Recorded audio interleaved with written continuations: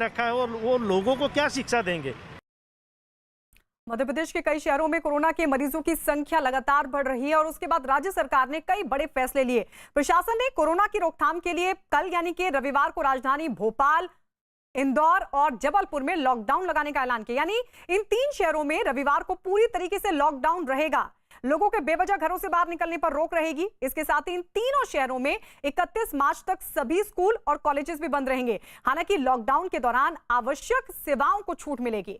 साथ ही आज से महाराष्ट्र आने और जाने वाली बसों को भी बंद कर दिया गया है। इंदौर, भोपाल, जबलपुर बड़ी संख्या में संक्रमित आ रहे हैं भाई और बहन, और इसलिए रविवार के दिन, संडे के दिन, शनिवार की रात को 10 बजे से लेके सोमवार को सवेरे 6 बजे तक इन शहरों में लॉकडाउन रहेगा।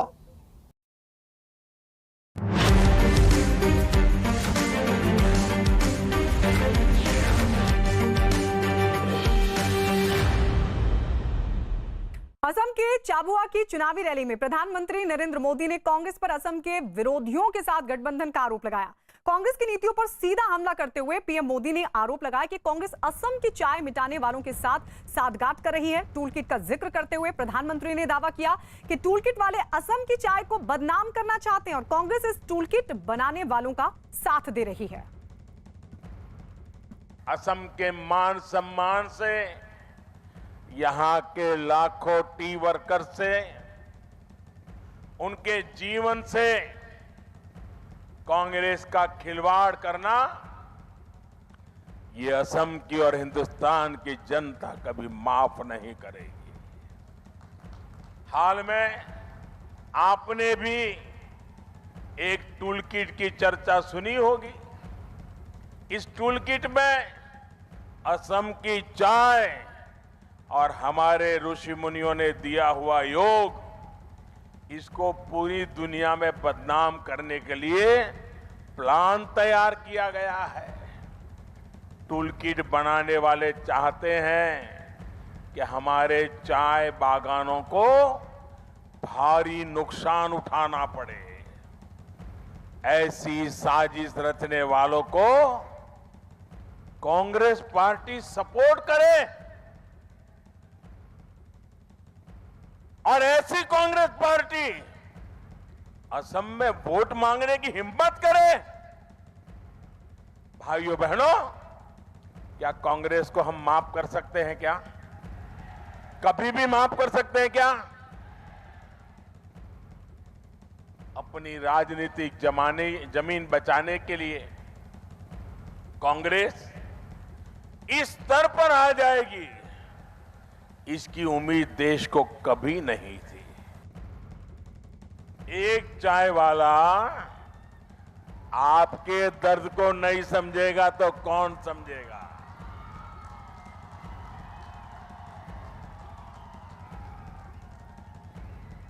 मैं विश्वास दिलाता हूं कि टी गार्डन्स में काम करने वाले श्रमिक साथियों का जीवन स्तर सुधारने के लिए एनडीए सरकार का अभियान और तेज किया जाएगा। साथियों, आज जब हम आत्मनिर्भर भारत के निर्माण में जुटे हैं, तो इस पूरे क्षेत्र की इसमें बहुत बड़ी भूमिका है। चाय के एक्सपोर्ट में ही इतना ही नहीं, बल्कि ये क्षेत्र और भी कई ऑर्गेनिक फूड का एक्सपोर्टर हो सकता है। यहां के ऑर्गेनिक संतरों की धूम आज मिडिल ईस्ट और यूरोप तक पहुंच रही है। यहां ऐसे ऑर्गेनिक फलों, सब्जियों और सलाद से जुड़ी फसलों के उत्पादन के लिए बहुत संभावनाएं हैं। इसी सोच के साथ अब आपके खेतों को किसान रेल से सीधे पश्चिम भारत के बाजारों से जोड़ा जा रहा है। बंगाल में पहले चरण की वोटिंग का दिन नजदीक आने के साथ साथ राजनेताओं के एक दूसरे पर हमले भी तेज हो गए। आज सुबह प्रधानमंत्री मोदी ने खड़गपुर की रैली से ममता पर जोरदार हमला किया।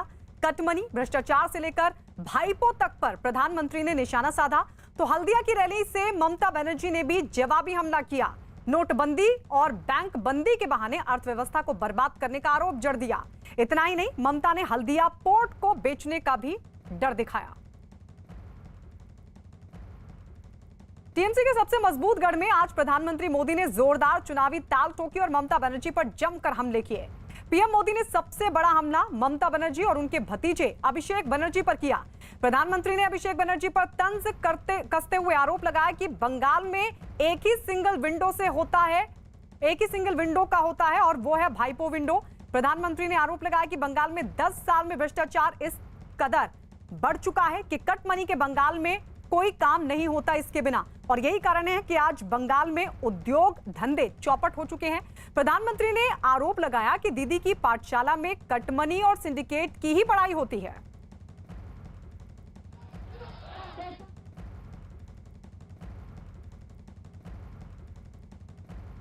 एक तरफ देश निरंतर सिंगल विंडो सिस्टम की तरफ बढ़ रहा है। सरकार के अंदर सिंगल विंडो सिस्टम इसलिए ताकि कारोबारी को, उद्यमी को यहां वहां भटकना न पड़े। लेकिन पश्चिम बंगाल में एक अलग तरह का ही सिंगल विंडो सिस्टम बना दिया गया है। यहां एक अलग प्रकार का सिंगल विंडो है। बंगाल वालों को पता है, देशवासियों को अभी पता नहीं है इसका। ये सिंगल विंडो क्या है? बंगाल में सिंगल विंडो है भाईपो विंडो। बंगाल में कौन सा सिंगल विंडो है? बंगाल में कौन सा सिंगल विंडो है? भाईपो विंडो। बंगाल में कौन सा सिंगल विंडो है? पश्चिम बंगाल में इस विंडो से गुजरे बिना कुछ नहीं हो सकता।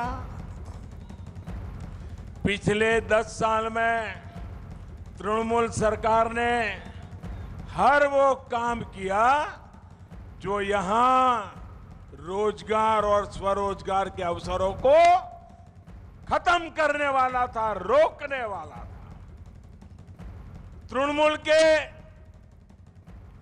वसूली गिरोहों, सिंडिकेट के कारण अनेक पुराने उद्योग बंद हो गए। यहां सिर्फ एक ही उद्योग चलने दिया गया है। कौन सा उद्योग? माफिया उद्योग। कौन सा उद्योग? कौन सा उद्योग? माफिया उद्योग। सुवर्ण रेखा नदी पर और कसवती नदी में अवैध खनन के तार कहां से जुड़े हैं, ये यहां का बच्चा बच्चा जानता है। बंगाल में बीजेपी सरकार आने के बाद इन सभी पर सख्त कार्रवाई होगी। कानून का राज स्थापित किया जाएगा। प्रधानमंत्री ने एक दिन पहले व्हाट्सएप, इंस्टाग्राम डाउन होने का जिक्र करते हुए भी ममता बनर्जी पर निशाना साधा। प्रधानमंत्री के मुताबिक 50 से 55 मिनट सोशल मीडिया डाउन हुआ तो हड़कंप मच गया, लेकिन 55 साल से बंगाल का विकास, सपने और उद्योग धंधे सब डाउन हैं। को 50-55 मिनट के लिए व्हाट्सएप डाउन हो गया, फेसबुक डाउन हो गया, इंस्टाग्राम डाउन हो गया। लोग अधीर हो गए, चिंता में पड़ गए, सबके मन में सवाल खड़े हो गए। 50-55 मिनट के लिए हुआ था, लेकिन सबको हो रहा था क्या हो गया।